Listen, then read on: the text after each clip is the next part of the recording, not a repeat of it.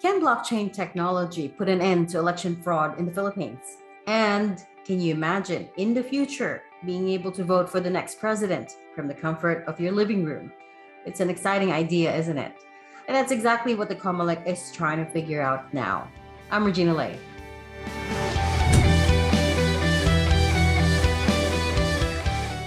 Pero teka, ano ba muna ang blockchain? You've probably heard about blockchain in relation to Bitcoin, the financial asset that's booming globally. Bitcoin is just one use of blockchain. Kung walang blockchain, hindi mag-e-exist ang Bitcoin. So blockchain is a system where records are kept and controlled by a network of computers, not just one. One analogy that's been used to describe blockchain is Google Docs. Di ba when you make a Google Docs file, pwede mo itong i-share sa ibang tao at sabay-sabay ninyong i-access or i-edit.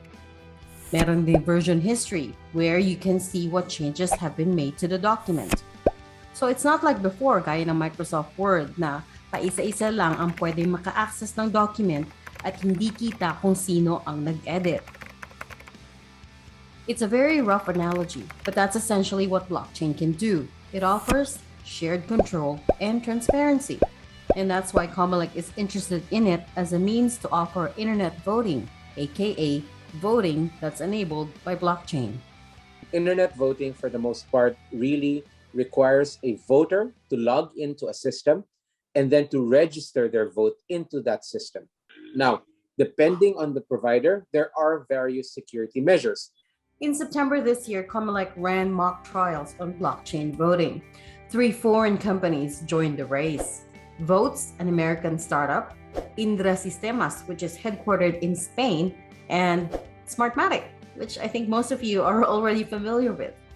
So in the Votes demo, participants were able to cast their choices through a mobile app, a web browser, or assisted kiosks.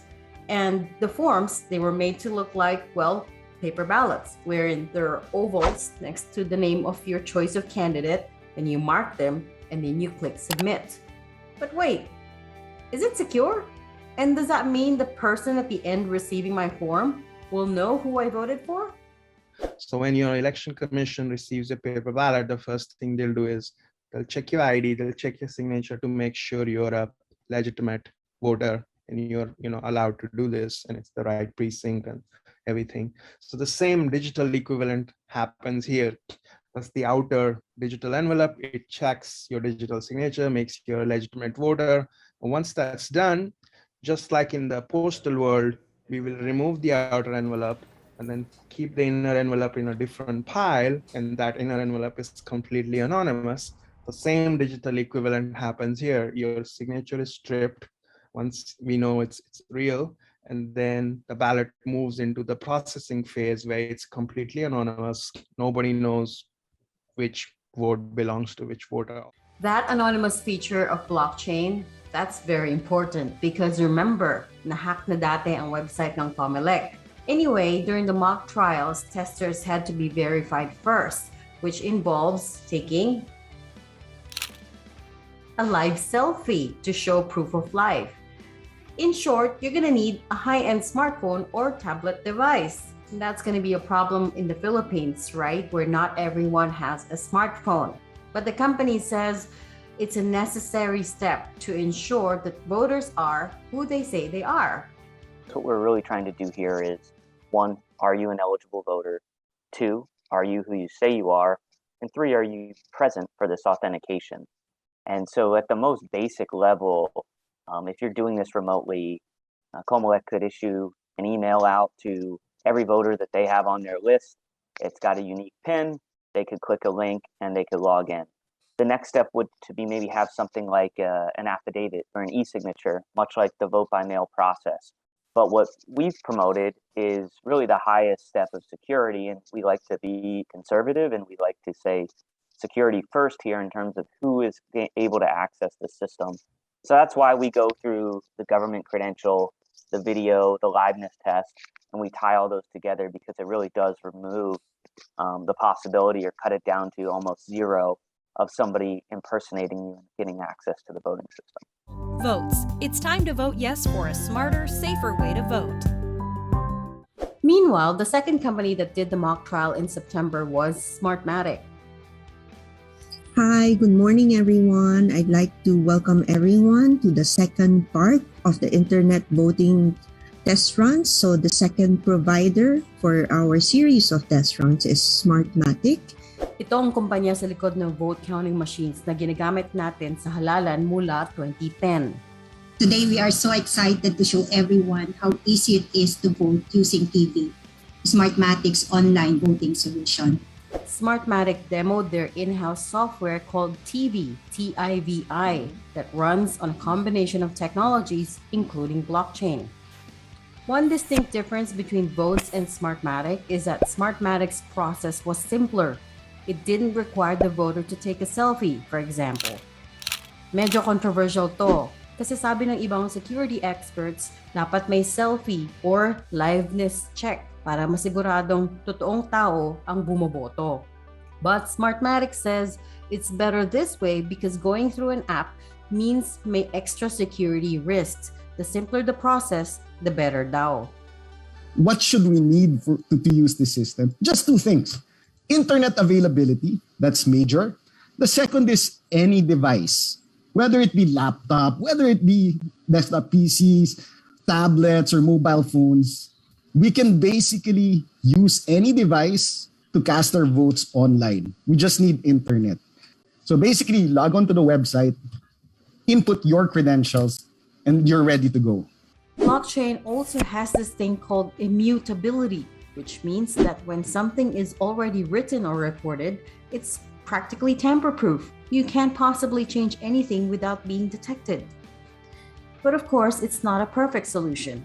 Researchers at the Massachusetts Institute of Technology in the US published a report in February last year identifying several weaknesses in Votes' app, although the American firm contested the findings.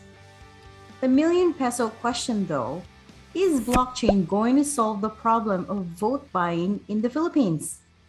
When it comes to vote buying, remember what's being hacked there is not the election system, but the voter.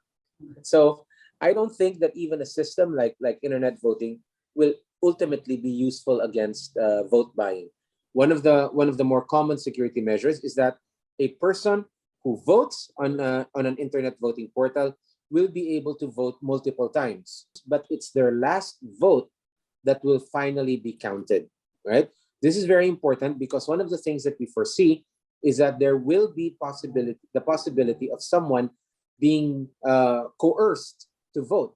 Because remember, internet voting happens in the privacy of the voter's home or at the very least, away from any official observers.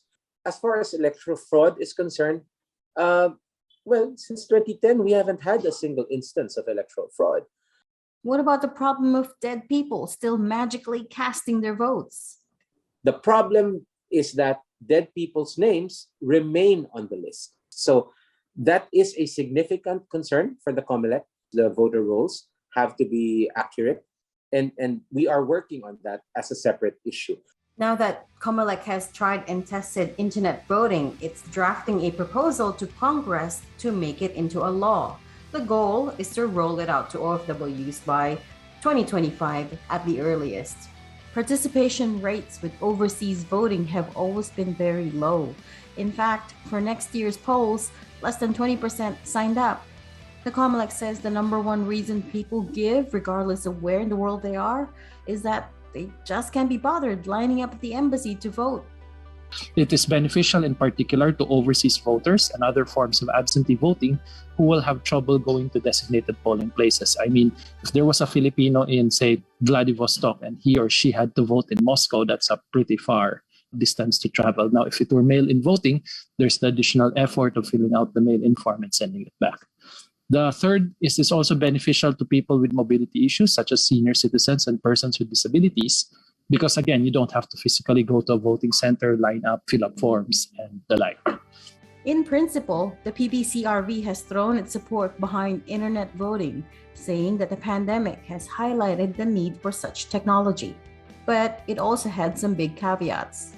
There's always a black box perception where people feel that they do not know what's happening after they type in their votes. The second challenge we see is accessibility, right? So it is an advantage, but also it is a potential disadvantage. Now, this one is in terms of digital connectivity.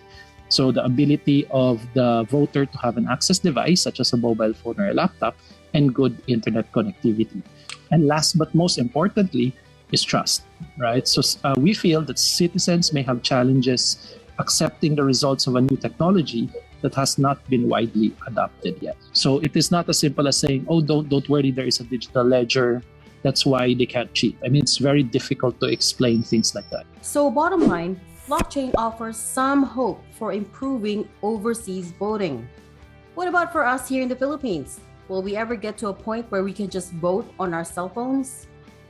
Well, let me just point out that even now, in the middle of Makati, your signal can drop. I get lots of drop calls, even in the middle of the metropolis. So yeah, infrastructurally, we are probably not ready for that locally. Whether or not we can transition to a local implementation of overseas voting is a question we will leave for the future. So coming back to the question we posed at the start, can blockchain technology put an end to election fraud? Well, the short answer is yes, it could. But as with any new technology, it really depends how well we use it. I'm Regina Lay for One News. Thanks so much for watching.